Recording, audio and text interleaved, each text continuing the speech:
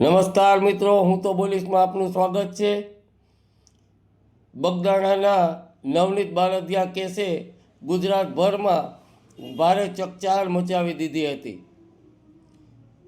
કોળી સમાજે આવેદનપત્રો આપી મુખ્યમંત્રીઓને રજૂઆતો કરી।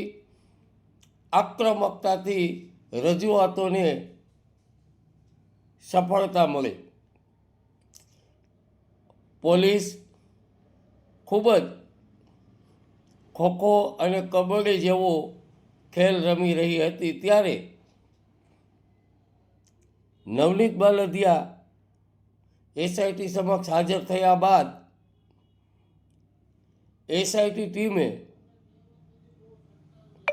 તાત્કાલિક બીજી વખત માયાભાઈ આહિરના દીકરા જયરાજને પૂછપરછ માટે બોલાવી અને ધરપકડ કરી લેવામાં આવી હતી।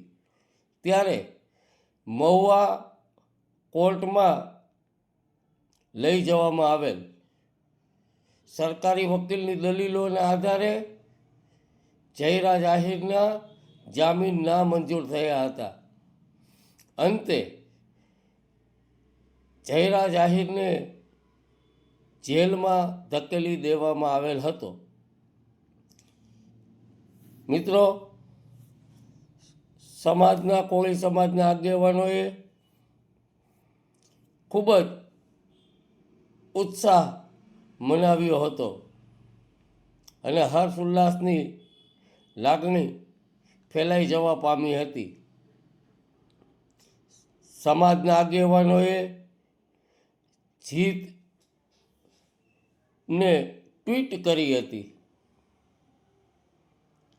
આ કેસ આગામી દિવસોમાં નવો વળાંક લેશે અને ગુજરાતભરમાં દરેક સમાજના આગેવાનો પોતપોતાના જ્ઞાતિ સમીકરણોથી રાજકારણનો ખેલ ખેલાશે।